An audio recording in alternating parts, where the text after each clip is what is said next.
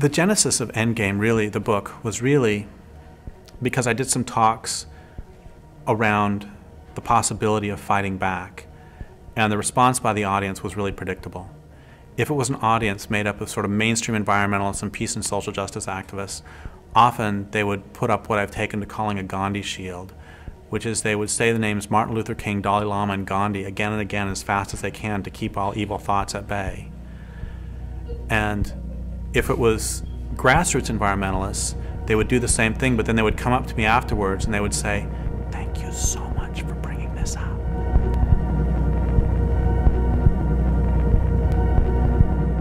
Especially in North America, the pacifists and nonviolent advocates have had a very defining role and even a censoring role in determining what other people's participation can be in a whole range of social struggles. And that the way that they've affected social struggles has made it very much easier for the state to control those social struggles. That nonviolence plays a function of recuperating social struggles, of taking out their teeth, making them harmless, so that they can just exist in this cesspool of democratic plurality. I wonder what happens to that kind of energy or idealism or faith that something is about to change when they're certainly not going to change at all. What are the false hopes that keep us tied to the system? What are the false hopes that bind us to unlivable situations and blind us to real possibilities? Does anybody really think that Weyerhaeuser is going to stop deforesting because we ask nicely? Does anybody think that Monsanto will stop Monsantoing because we ask nicely? I was talking to this person in the States several years ago, and they said, if we can just get a Democrat in the White House, things are going to be okay. We've got a couple of myths on the left that I would really encourage us to get over. The first is that social change happens by moral suasion. It doesn't. It happens by force. The problem with persuasion as a strategy is that it only works on people who can actually be convinced and who can, be relied upon to act from their position after their minds have been changed. And the problem is that we're not dealing with individuals who can be convinced or persuaded. We're dealing mostly with large, abstract social organizations and corporations, which are basically sociopaths made out of huge numbers of people. You can't argue with psychopaths, you can't argue with fascists, and you can't argue with those who are benefiting from an economic system.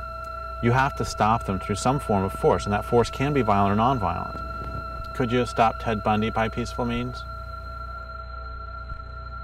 The left, to a large extent subconsciously, has as its primary role to make resistance harmless. States have recognized that resistance will never disappear, that struggles will never disappear, and in the past they tried suppressing struggles the first time that they showed their heads, if there's any sign of them, and that proved ineffective. So nowadays the way that states rule is by accepting the inevitability of conflict and resistance and just trying to manage it permanently. Keep the march going. There's nothing happening here. There's nothing happening, just one more line of police. So please keep the march going. Social movements in North America are locked into this pacifist doctrine that is imposed by the middle-class reformists who want to control the movement and dictate how it conducts itself. Advocates of nonviolence, they frequently say that nonviolence works, and the principal examples that they use of that are Gandhi in India and Martin Luther King in the US. The problem with that is that this constitutes a really great historical whitewashing, that in fact the resistance in India was incredibly diverse, and Gandhi was a very important figure within that resistance, but the resistance was by no means pacifist in its entirety. Gandhi gets used as a way to shut down conversation.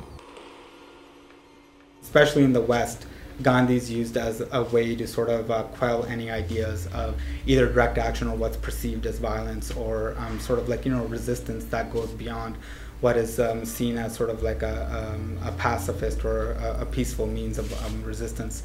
For years, I really bought into the whole Gandhian myth that is really sort of forced down the throat of activists in the United States. And the people who disabused me of that myth were when I first actually met some people from India. The people I talked to certainly didn't deify him, and many of them despised him. And they felt he was a collaborator, and he was somebody whom the British could work with. Gandhi is very well known in the West, but when you go to India, there's a freedom fighter and revolutionary leader called Bhagat Singh, who's in India probably almost as well known as Gandhi, as a part of the independence movement and sort of a leader in the independence movement. But in the West, most people probably have never heard his name.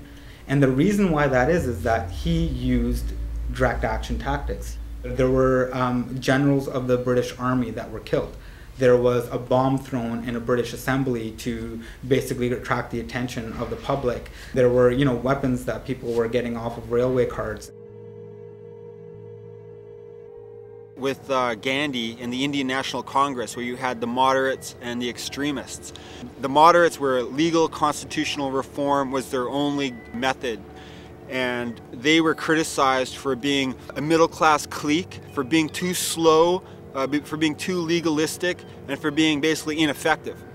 The extremists, on the other hand, were being accused of being too aggressive, of being too fast and reckless and irresponsible.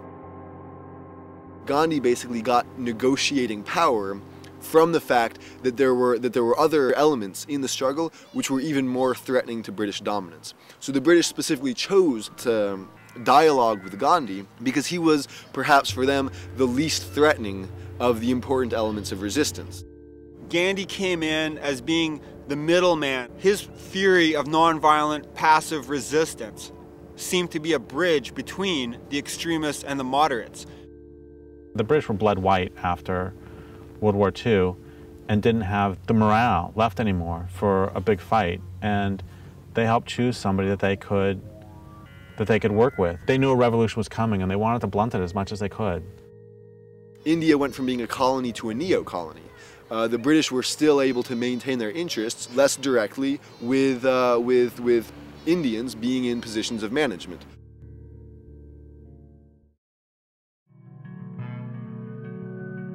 My problem isn't with somebody doing nonviolent actions. It never has been. I mean, I say all the time that we need it all.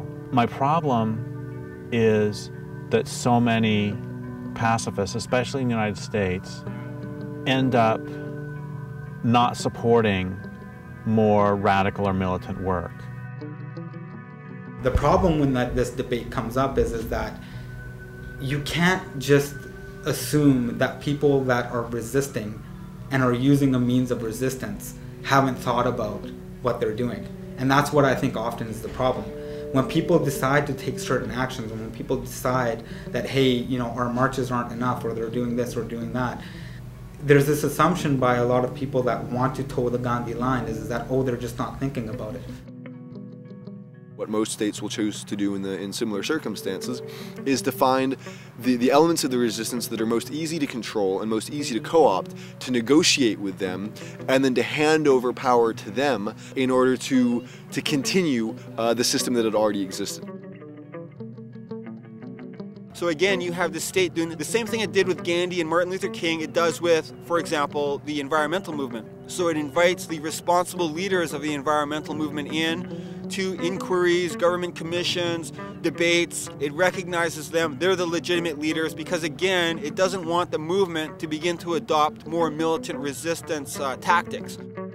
The powerful do not ever give up without a struggle. I mean, those are the famous words of Frederick Douglass when he said, "Power concedes nothing without a demand. It never has, and it never will."